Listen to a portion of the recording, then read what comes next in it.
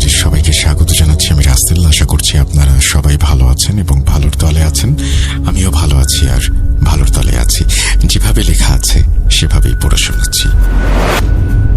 আসসালামু আলাইকুম রাসেল ভাইয়া, কেমন আছেন? আশা করি আল্লাহর অশেষ রহমতে ভালো আছেন। আমিও অনেক ভালো আছি। আমি তাইজুল ইসলাম, ইন্টারমিডিয়েট ফার্স্ট ইয়ারে পড়াশোনা করছি।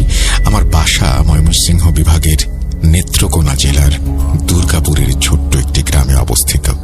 গ্রামটির নাম লক্ষ্মীপুর। অনেক কথা তো বলে ফেললাম, এবার ঘটনায় আসি। এটা হচ্ছে ভূত.com-এ পাঠানো আমার প্রথম ঘটনা। ঘটনাটি এতটা ভয়ঙ্কর না, বাট রহস্যময়। ঘটনাটি ঘটেছে আমার বন্ধু কাউসারের কাকার সাথে। কাউসার আমাকে যেভাবে বলেছে আমি সেভাবেই লেখার চেষ্টা করছি।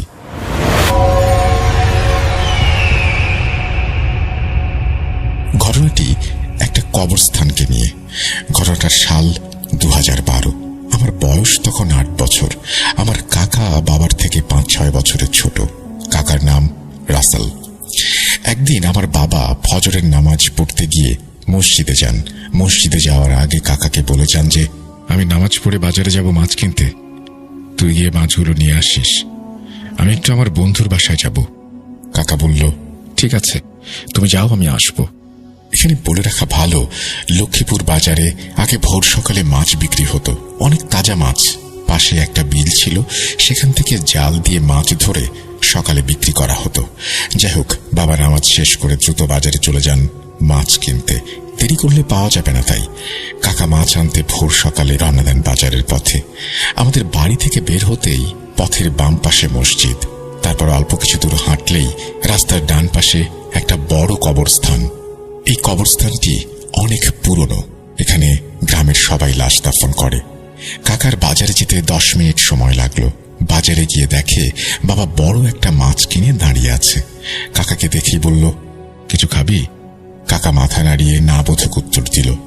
বাবা 20 টাকার একটা নোট কাকার হাতে দিয়ে বলল, তোর ভাবিকে বলবি মাছটা ভালো করে ভাজি করতে, আমরা সবাই একসাথে বসে খাবো। কাকা মাছ নিয়ে বাড়ির দিকে রওনা দিল। তখনও ভোরের আলো ফোটেনি। রাস্তাটা একদম ফাঁকা, পথে কারো সারা শব্দ নেই।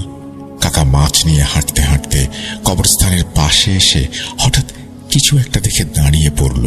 কাকা দেখল কবরস্থানে 2টা লোক, সাদা পাঞ্জাবি পায়জামা পরিহিত, মাথায় সাদা পাগড়ি বাঁধা। তাদের সামনে একটা নতুন কবর খোঁড়া আছে এবং 5টা লাশ 5টা মরার খাটিয়ায় রাখা। এরপর আস্তে আস্তে 2টা লোক লাশগুলোকে ধরে কবরের ভেতরে রাখছে। এখানে আশ্চর্যের বিষয় হচ্ছে একটাই যে 5টা লাশ একটা কবরে দাফন করা হচ্ছে, একটার পর একটা। আমরা যেটাকে মাটি চাপা দেয়া বলি। তা যাই হোক, লোক 2টা একের পর এক মোট 4টা লাশ কবরে রাখল। অবশেষে যখন 5 নম্বর লাশটা রাখবেন তখন কাকার হুঁশ ফেরে। এবার লোক 2টা কাকাকে দেখতে পায়। তাদের চোখগুলো ছিল একদম জ্বলন্ত অগ্নিপিণ্ডের মতো। এটা দেখে কাকা বেশ ভয় পেয়ে যায়। সাথে সাথে তিনি একটা জোরে চিৎকার দিয়ে বাড়ির দিকে ছুটে আসেন এবং বাড়ির উঠোনে এসে পড়ে যান, সেন্সলেস হয়ে যান। বাড়ির সবাই ছুটোছুটি করে আসে। দাদি এবং মা কাকাকে ধরে পাটিতে শুইয়ে মাথায় পানি ঢালতে থাকেন। কাকার যখন সেন্স ফেরে তখন তাকে জিজ্ঞেস করা হয়। তিনি সবকিছু খুলে বলেন। কেউ তার কথা বিশ্বাস না করলেও দাদি বিষয়টি আমলে নেন। দাদি তখন দাদাকে পাঠান ইমাম সাহেবের কাছে পানি পড়া আনতে। প্রায় 10 মিনিটের মধ্যে দাদা পানি নিয়ে চলে আসেন। কাকাকে পানি পড়া খাইয়ে দিলে সেদিনের মতো পরিস্থিতি স্বাভাবিক হয়ে যায়। কিন্তু আসল ঘটনা ঘটে পরের দিন সকালবেলা। সকালবেলা উঠে কাকা পাগলের মতো আচরণ করতে শুরু করে। যাকে সামনে পায় তাকেই মারধর করে এবং বলতে থাকে, যা দেখেছিস ভুলে যা, ভুলে যা, ইত্যাদি আরো অনেক কথা। দাদা বুঝতে পারেন এবং সন্ধ্যায় এক কবিরাজকে বাড়িতে নিয়ে আসেন। কবিরাজ আসার পর সম্পূর্ণ বাড়িটা ঘুরে ফিরে দেখে তাকে বলেন যে, ঠিক আছে, ব্যাপারটা আমি দেখছি, আপনি কিছু জিনিস নিয়ে আসেন, যেমন আগরবাতি, মোমবাতি, জবা ফুল, আরো কিছু জিনিস। দাদা আর বাবা সবাই মিলে সবকিছু জোগাড় করেন। তারপর কবিরাজ ঘরে একটা আসন পাতেন এবং বলেন, এই ঘরে দরজা লাগিয়ে সবাই যেন বাইরে চলে যায়, ভুলেও কেউ যেন দরজা না খোলে তিনি না বলা পর্যন্ত, তা না হলে বিপদ হতে পারে। সব সবাই বাইরে চলে এলো এবং কবিরাজ কাজ শুরু করলো। কিন্তু কবিরাজ ভেতরে কি করছে কাকার সাথে তা কেউ জানতে পারেনি ভয়। কিছুক্ষণ পর কাকা চেঁচিয়ে উঠল আর বলল, আমার ভুল হয়ে গেছে, মাফ করে দাও। আরো অনেক শব্দ শোনা যাচ্ছিল। ঘরের ভেতরে যেন ঝড় বয়ে যাচ্ছে। আনুমানিক 30-35 মিনিট পর পরিস্থিতি স্বাভাবিক হলে কবিরাজ ডাক দেয় সবাইকে। দাদা দরজা খুলে দেখেন দুজনেই অজ্ঞান হয়ে আছেন। নাকে মুখে পানি ছিটিয়ে দিলে কবিরাজের হুঁশ ফেরে, কিন্তু কাকা তখনও অচেতন অবস্থায়। কবিরাজ বলেন যে সমস্যার সমাধান হয়েছে, এই তাবিজটি জ্ঞান ফেরার পর ওর হাতে বেঁধে দেবেন এবং 41 দিন রাখতে বলবেন। এখন আমি আসি। এই বলে কবিরাজ চলে যান। তার কিছুক্ষণ পর কাকার জ্ঞান ফেরে এবং কবিরাজের কথা মতো তাবিজটি পুড়িয়ে দেয়া হয় তাকে। এরপর কাকার আর কোনো সমস্যা হয়নি। কিন্তু এখানে একটা প্রশ্ন রয়ে যায়, কি হয়েছিল কাকার সাথে যা কবিরাজ বলেননি? পরবর্তীতে দাদা কবিরাজকে খুঁজেছিল কিন্তু পায়নি। এখানে একটি আশ্চর্যের বিষয় হচ্ছে যে এরপর থেকে ওই রাতের ঘটনা কাকা মনেই করতে পারেননি, কিছু বলতেই পারেননি। জিজ্ঞেস করলে বলতেন, আমার তো কিছু মনে পড়ছে না। তো এই ছিল ঘটনা। ভালো লাগলে পড়ে শোনাবেন। আল্লাহ হাফেজ। এই বলেই তিনি তার ঘটনা শেষ করেছেন। ঘটনাটা যদি আপনাদের ভালো লাগে অবশ্যই আমাদের জানাবেন। আমরা চলে যাব আমাদের পরবর্তী ঘটনায়।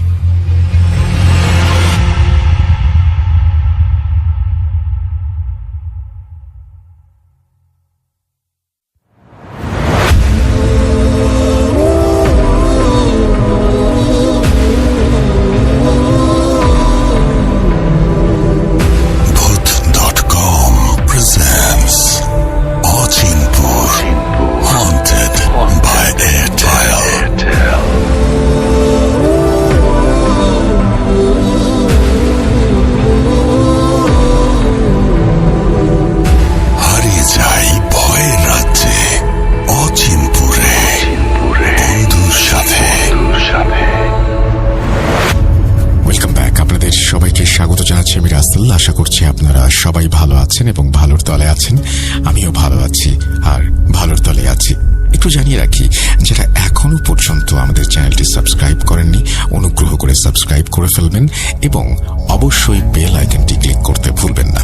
আমরা চলে যাচ্ছি ঘটনায়। আসসালামু আলাইকুম রাসেল ভাই, আশা করি ভালো আছেন। আমি আল্লাহর রহমতে ভালো আছি। এটি আমার ভূত.com-এ পাঠানো প্রথম ঘটনা। ঘটনাটি ভালো লাগলে পড়ে শোনাবেন। আমি ঘটনাটি সংগ্রহ করেছি আমার মামাতো ভাইয়ের কাছ থেকে। ঘটনাটি তার সাথেই ঘটা।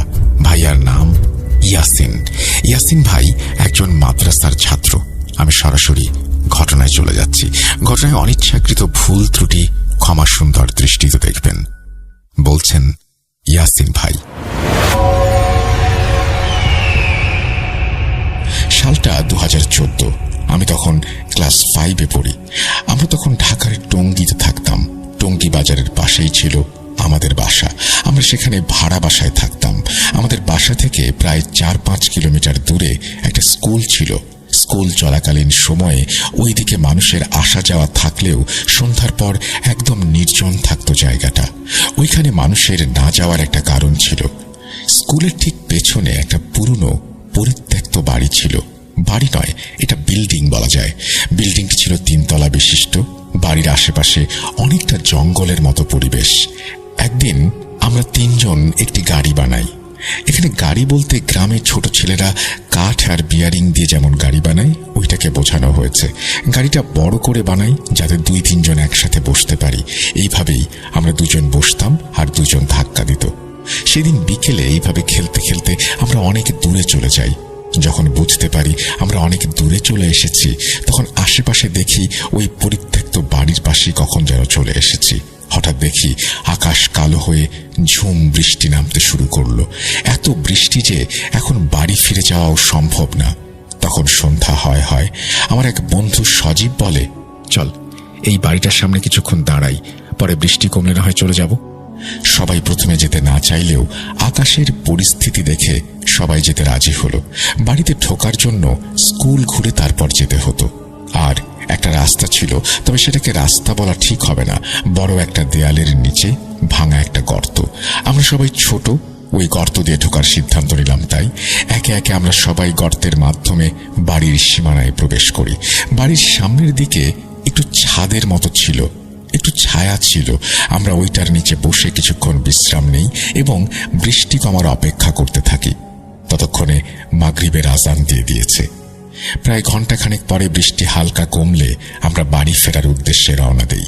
আমরা যেই পথ দিয়ে আসছিলাম ওই পথ দিয়েই ফিরে যেতে চেয়েছিলাম, কিন্তু দেয়ালটার কাছে এসে আমরা হতবাক হয়ে যাই। বৃষ্টির কারণে আশেপাশে থেকে মাটি এসে ওই গর্তটা ভরাট হয়ে গেছে। এই দিক দিয়ে কোনো মতে আর যাওয়া সম্ভব না।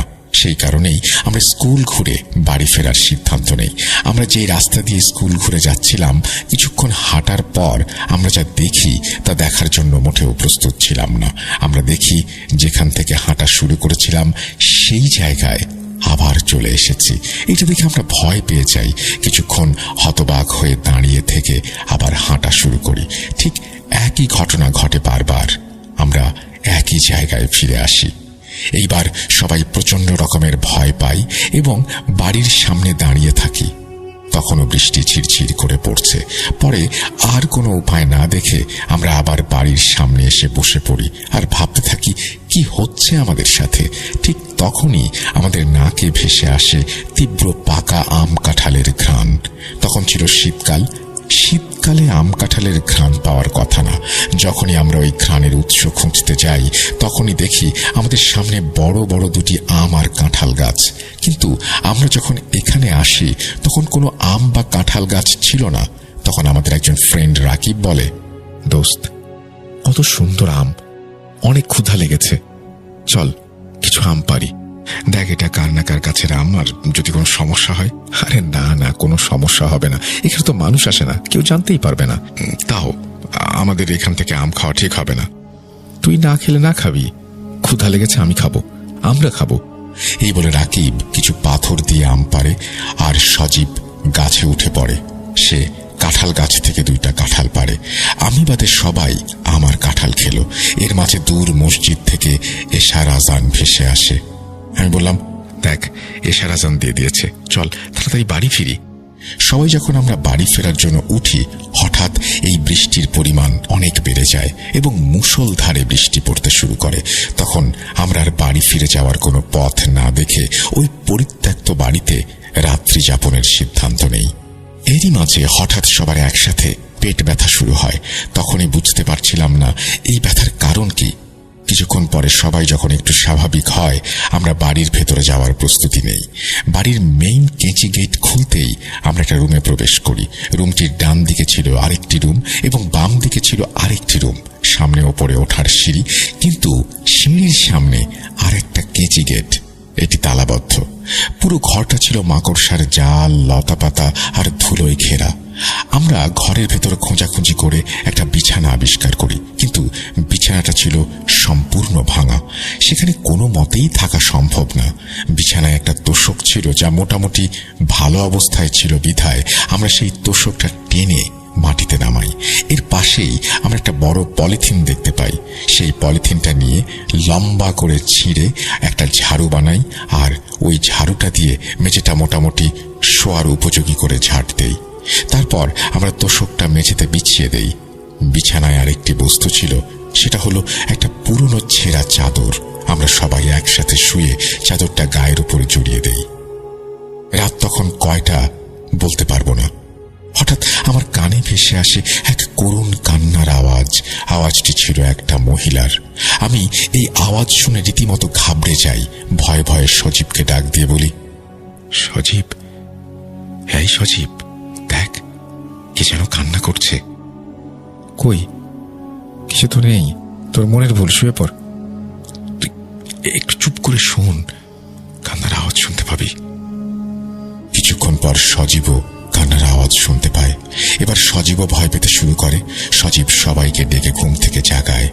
এখন আমরা সবাই সেই কান্নার আওয়াজটা শুনতে পাচ্ছি। আওয়াজটা পাশের রুম থেকে আসছে। আমাদের মধ্যে রাকিব সবার থেকে বয়সে বড় এবং সাহসী। রাকিব বলে, তোরা এখানেই থাক, আমি দেখছি, কেউ মনে হয় ফাজলামি করছে। রাকিব উঠে পাশের রুমে যায়। কিছুক্ষণ পর হঠাৎ রাকিবের চিৎকার শুনি। আমরা সবাই পাশের রুমে যাই, দেখি রাকিব ওই রুমের বাথরুমে আটকা পড়ে গেছে, আর বাথরুমের সামনে একটা কুচকুচে কালো বেড়াল দাঁড়িয়ে আমাদের দিকে এক দৃষ্টিতে তাকিয়ে আছে। বেড়ালটা স্বাভাবিক বেড়ালের মতোই ছিল, কিন্তু একটু লম্বা। বেড়ালটা বাথরুমের সামনে দাঁড়িয়ে থাকায় কেউ সাহস পায়নি বাথরুমের দরজা খোলার।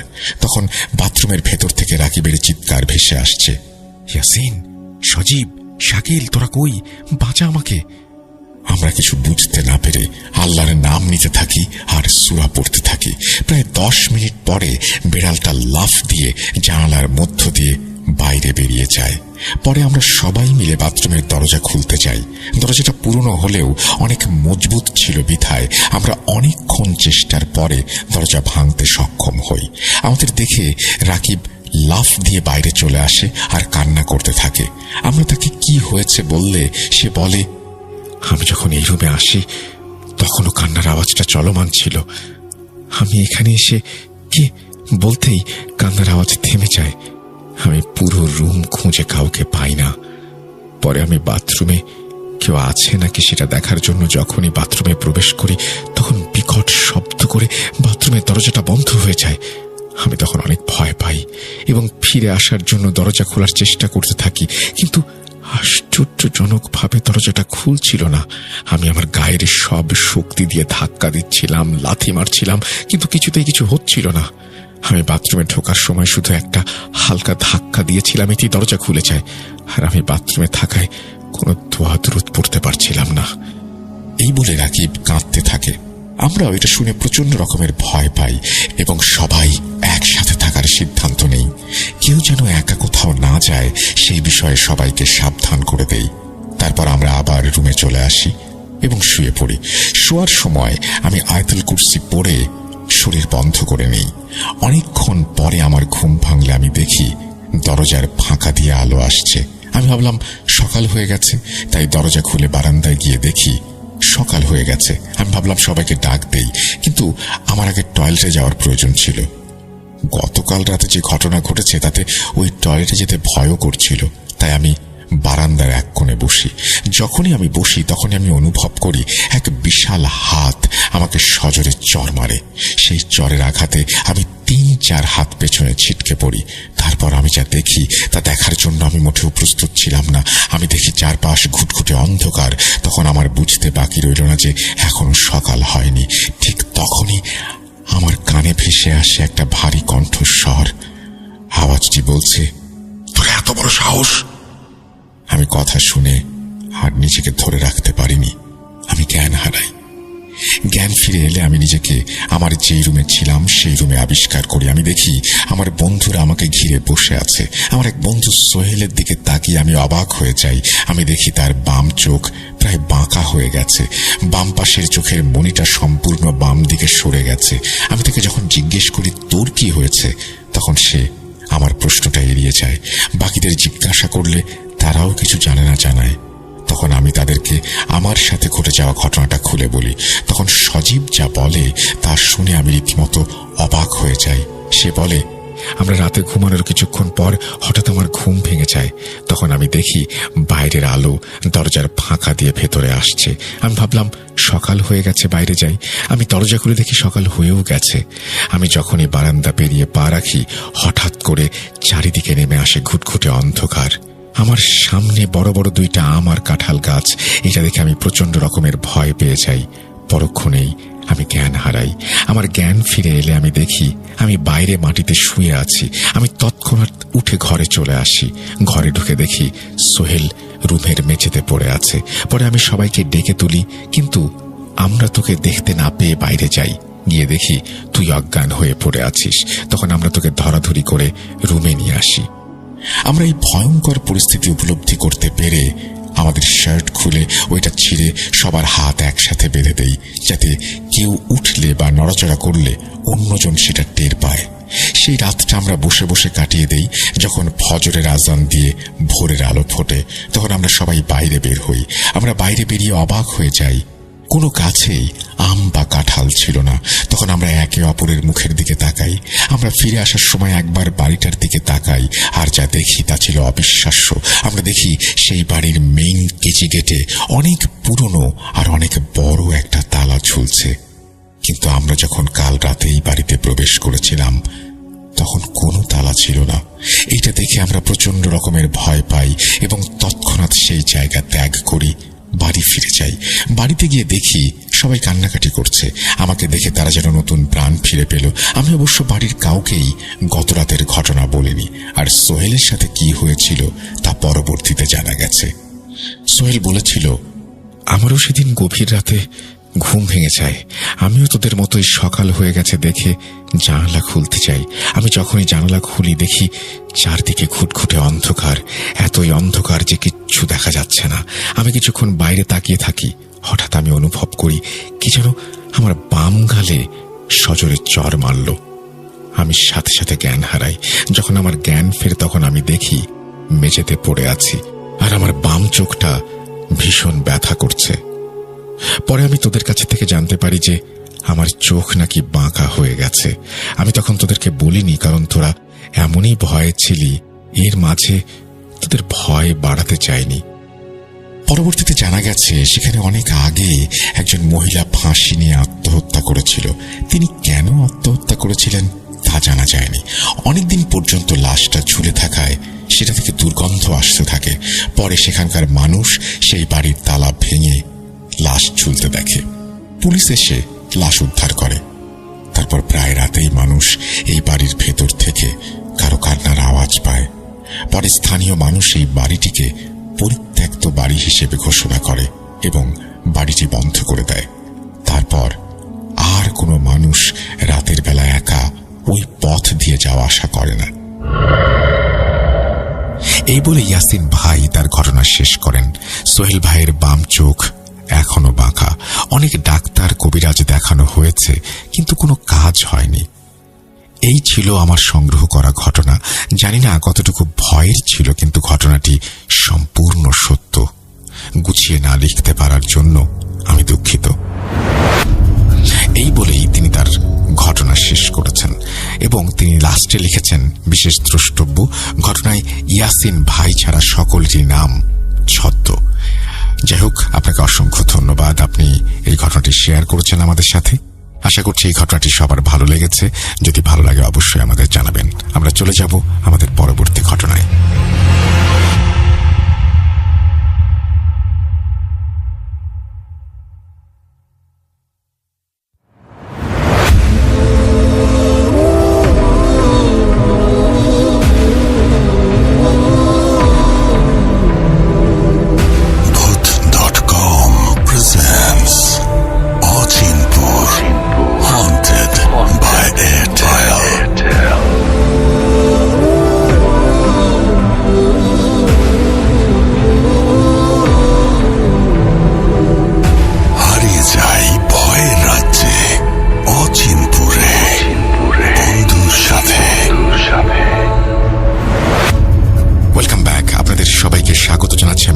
আশা করছি আপনারা সবাই ভালো আছেন, ভালোর দলে আছেন। আমিও ভালো আছি আর ভালোর দলে আছি। আরো একটা ঘটনায় যাব। ঘটনায় যাওয়ার আগে আপনাদের একটু ছোট্ট করে বলি, যারা এখনো পর্যন্ত আমাদের ইউটিউব চ্যানেলটি সাবস্ক্রাইব করেননি, অনুগ্রহ করে সাবস্ক্রাইব করে ফেলবেন এবং আপনারা কেমন ঘটনা শুনতে চান সেটা জানাবেন।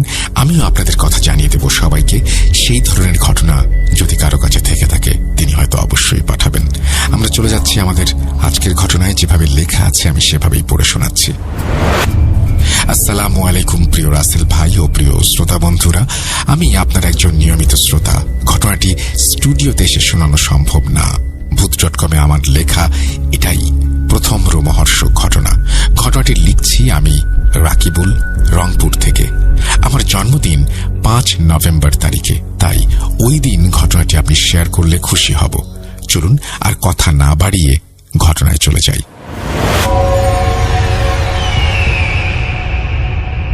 আমি তখন ক্লাস 10-এ পড়তাম, গ্রামে থাকতে।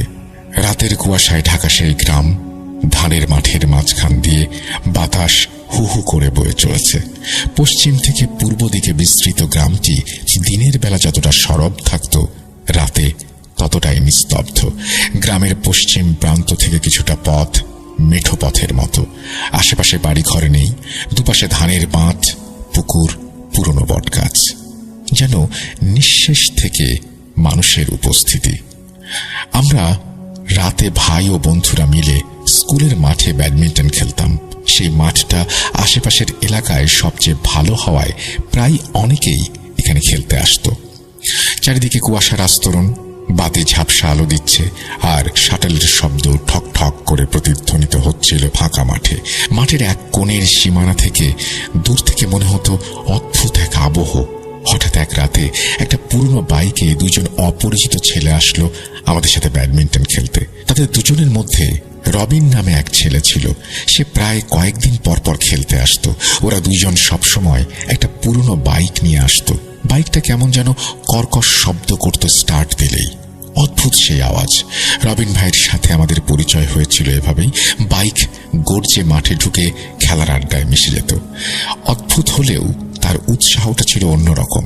সবাই যেখানে বাড়ি থেকে কয়েকশো মিটার দূরত্ব মেপে খেলতে আসতো, রবিন ভাই প্রায় 2 কিলোমিটার দূর থেকে সেই পুরনো বাইক চালিয়ে খেলতে আসতো।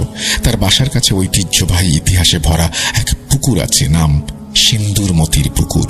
কিরকম অদ্ভুত নাম না? শুনবেন সেই কাহিনী? তবে চলুন অতীতে ফিরে যাই।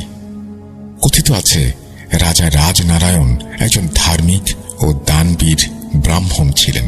তার স্ত্রী মেনকা দেবী ছিলেন ভক্তিমনা।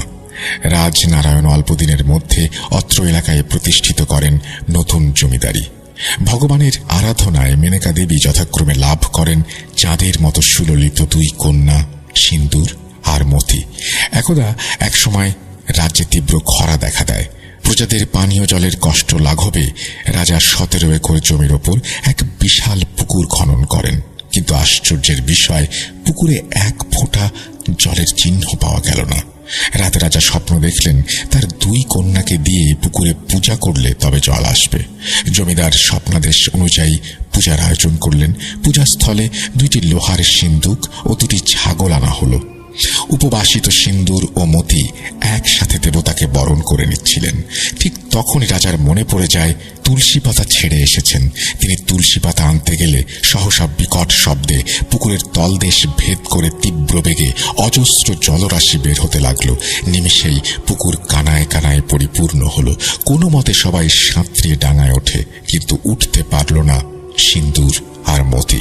ইতোমধ্যে জমিদার ফিরে এসে দেখেন সব শেষ। তিনি শোকে কাতর হয়ে পড়েন। মেনকা দেবীও শোকে শয্যাশায়ী হয়ে পড়েন। তারপর থেকে পুকুরের নাম হয়ে গেল সিন্দুরমতি। তারপর থেকে প্রতি বছর সিন্দুরমতি পুকুর পাড়ে পূজা ও বিশাল মেলার আয়োজন করা হয়। এখন ভাবছেন সেই রবিনের বর্ণনা কেন দিয়েছিলাম? চলুন তাহলে মূল ঘটনায় যাই।